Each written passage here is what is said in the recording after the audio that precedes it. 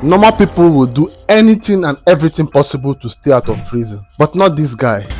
This guy called Nick actually sees prison as his home, as a place to go on vacation, and he is doing everything possible to go to prison. You serious? This guy, 46-year-old, he has been in and out of prison for over 20 years. In fact, the first time he went to juvenile detention was when he was as young as 14 years old. The reason why he loves prison is not really known. Some may say it's because he's a drug addict, and whenever he's outside of prison, he may end up taking drugs to take his life. Some say it's because he makes money when he's in prison. He's a very tough guy. So some say it's just a mental issue, a mental case that he has, which makes him love prison so much. But we never really know the exact cause. But what we know is that this guy loves prison. So he has gone to an age where he feels like it's time for him to retire. And by retire, I mean for him to commit a crime that will make him spend the rest of his life in jail, or even for him to be in his life to be taken. So he just wants to retire and he's done with life of crime. So he begins to think what he would do that would take him to prison, life in prison or something. Like, got an idea to commit a crime. That this guy takes his truck, enters the road and is driving at 180 kilometers per hour, driving in full speed, and then he crashes into another car, and as he crashes into this car, he hits his head on the windscreen, and he passes out.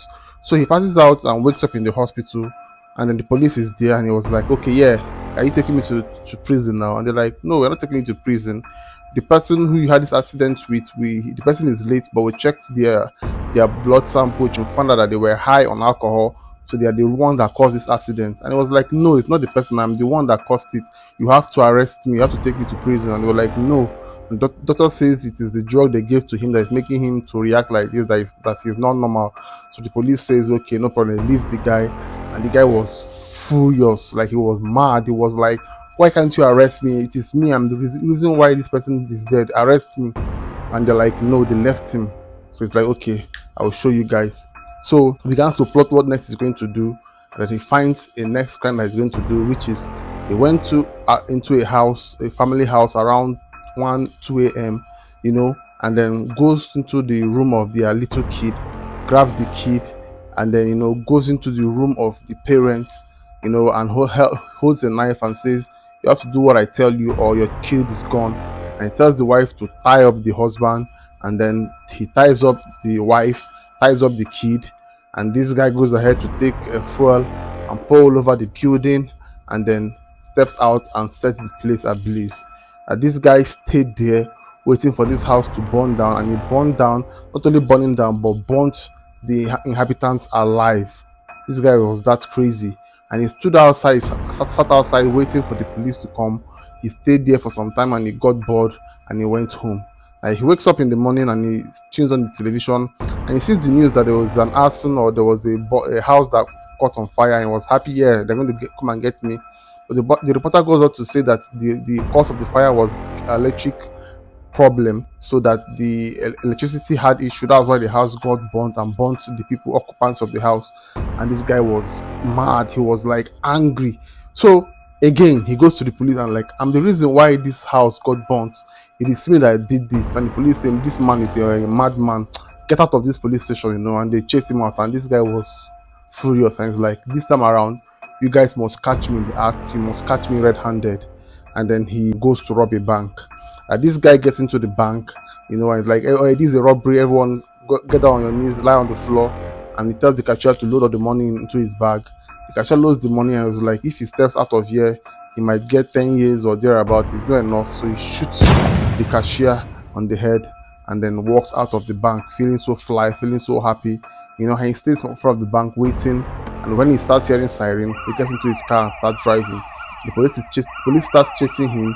He starts spraying the money out of the window, like his final send forth, final celebration. They are going to get me now. Starts spraying the money all over, and eventually he stops. The police with their helicopter and their cars, they surround him, and they finally arrest him and they caught him. So they start interrogating him, and they find out the things he has done, even the ones they're not aware of.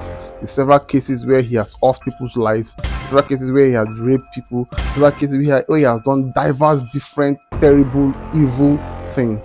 And police says, no, this guy does not only deserve to spend the rest of his life in prison, but he deserves to get, to his life to be taken. So would the police have a media conference, where they talk about this guy, and in a bid to make the governor court to give this guy the death penalty. And then eventually the court gave him the death penalty, and he didn't care. He was like, whatever. He knows that he's going to spend at least 10, 20, 30, even more years in jail before his life is taken. So he doesn't care, and he's just bragging in his cell, feeling so happy, and then there was an assassination attempt on him himself. Someone who was angry at him, tried to take his life himself, but he overpowered the person and took the person's life. And this guy goes ahead to be the leader of a prison gang. This guy goes ahead to live his dream life in prison. And it's crazy when you think about it now, considering all the crimes he has committed. This guy gets to get the life of his dreams, which is living in prison. Eventually his life may be taken or not, but the question is now is, was there really justice? Really, was there?